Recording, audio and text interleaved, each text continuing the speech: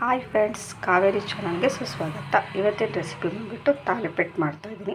ನಮ್ಮನೇಲಿ ನಾವು ಯಾವ ರೀತಿ ತಾಲಿಪೆಟ್ಟು ಮಾಡ್ತೀವಿ ಅಂತಂದರೆ, ಅಕ್ಕಿ ಹಿಟ್ಟು, ಈರುಳ್ಳಿ, ಕೊತ್ತಂಬರಿ ಸೊಪ್ಪು, ಕ್ಯಾರೆಟ್ ತುರಿ ಎಲ್ಲ ಮೊದಲೇ ಹಾಕ್ಕೊಂಡಿದ್ದೀನಿ. ಇದನ್ನು ಹಾಕ್ಕೊಂಡ್ಬಿಟ್ಟು ನಿಮಗೆ ಸ್ವಲ್ಪ ಸ್ಮೂತಾಗಿ ಬೇಕು ಅಂದರೆ ಒಂದು ಸ್ವಲ್ಪ ನೀರನ್ನ ಬಿಸಿ ಮಾಡಿ ಕಲಿಸ್ಬೋದು, ಇಲ್ಲಾಂದರೆ ತಣ್ಣೀರಲ್ಲೇ ಹಾಕಿ ಕಲಿಸ್ಬೋದು. ಈ ಥರ ಎಲ್ಲ ಹಾಕ್ಕೊಂಡಿದ್ದೀನಿ. ಇವಾಗ ಒಂದು ಸ್ವಲ್ಪ ನಾನು ಈ ಥರ ಮಾಡಿಕೊಂಡು ಬಿಸಿನೀರು ಹಾಕ್ಕೊತಾಯಿದ್ದೀನಿ. ಸ್ವಲ್ಪ ಚೂರು ಉಗುರು ಬೆಚ್ಚಂಡು ಸ್ವಲ್ಪ ಸ್ಮೂತಾಗಿ ಬರಲಿ ಅಂತ ಹಾಕಿ ಕಲಿಸ್ತಾಯಿದ್ದೀನಿ. ಕ್ಲೀನಾಗಿ ಈ ರೀತಿ ಕಲಿಸ್ಬಿಡಬೇಕು. ತಾಲಿಪೆಟ್ಟೆಲ್ಲ ಕ್ಲೀನಾಗಿ ಕಲಸಿದ ಮೇಲೆ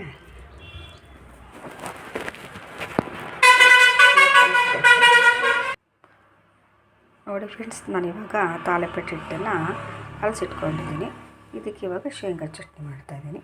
ಅದಕ್ಕೆ ಹುರಿದಿಟ್ಕೊಂಡಿರೋ ಅಂಥ ಶೇಂಗಾ ಬೀಜ, ಕಾಯಿ ತುರಿ, ಕೊತ್ತಂಬರಿ ಸೊಪ್ಪು, ಸ್ವಲ್ಪ ಹುಣಸೆಹಣ್ಣು. ನಾನಿವತ್ತು ಒಣಮೆಣಸಿನ್ಕಾಯಿ ಹಾಕ್ತಾಯಿದ್ದೀನಿ, ಹಸಿಮೆಣಸಿನ್ಕಾಯಿ ಹಾಕ್ತಾಯಿಲ್ಲ. ಇದನ್ನು ಇವಾಗ ಮಿಕ್ಸಿ ಮಾಡ್ಕೊಂಡು ಬರೋಣ. ನೋಡಿ ಫ್ರೆಂಡ್ಸ್, ನಾನಿಲ್ಲಿ ಚಟ್ನಿನ ಮಿಕ್ಸಿ ಮಾಡ್ಕೊಂಡು ಬಂದಿದ್ದೀನಿ. ಇವಾಗ ತಾಲಿಪೆಟ್ಟು ಮಾಡೋಣ. ನೋಡಿ ಫ್ರೆಂಡ್ಸ್, ನಾನು ಫಸ್ಟು ಮೊದಲಿಗೆ ತವಾಗೆ ಎಣ್ಣೆ ಹಚ್ತೀನಿ. ಇಷ್ಟು ಕ್ಲೀನಾಗಿ ಎಣ್ಣೆ ಹಚ್ಬಿಡ್ಬೇಕು ತವಾಗೆ.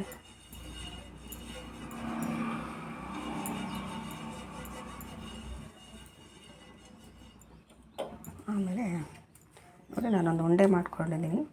ಅದನ್ನು ಕ್ಲೀನಾಗಿ ಈ ಥರ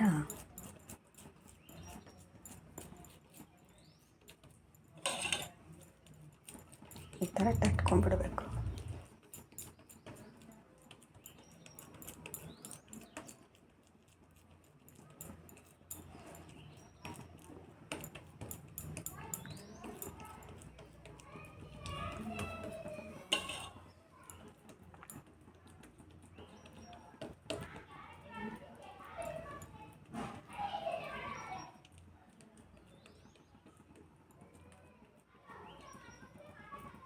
ನೋಡಿರಿ, ಈ ಥರ ಕ್ಲೀನಾಗೆ ತಟ್ಕೊಂಡ್ಬಿಡ್ಬೇಕು ಫ್ರೆಂಡ್ಸ್.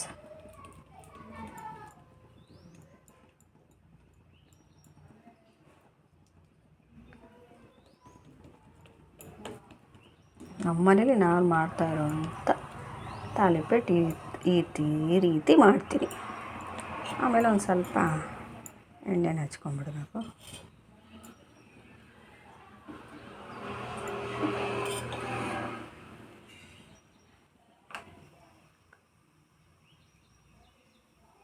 ನೋಡಿ, ಈ ಥರ ಚೆನ್ನಾಗಿ ಬೇಯಿಸ್ಕೊಂಡ್ರೆ ತಾಲಿಪೆಟ್ಟು ಕ್ಲೀನಾಗುತ್ತೆ. ನೋಡಿ ಫ್ರೆಂಡ್ಸ್, ಈ ಥರ ಚೆನ್ನಾಗಿ ಬೇಯಿಸ್ಕೊಂಡು ನಾವು ಕ್ಲೀನಾಗಿ ತಿರುಗಿಸಾಕ್ಸ್ಬಿಟ್ಟು ಈ ಥರ ತಿರುಗಿಸಾಕ್ಬಿಟ್ರೆ ಒಂದು ತಾಲಿಪೆಟ್ಟು ರೆಡಿ.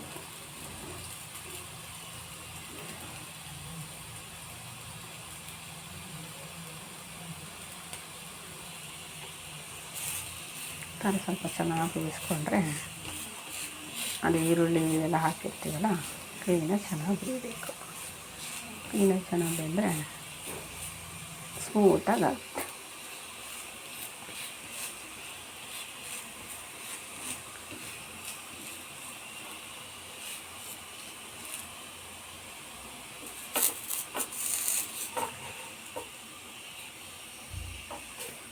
ನೋಡಿ ಫ್ರೆಂಡ್ಸ್, ನಮ್ಮನೆ ತಾಲಿಪೆಟ್ಟು ರೆಡಿ.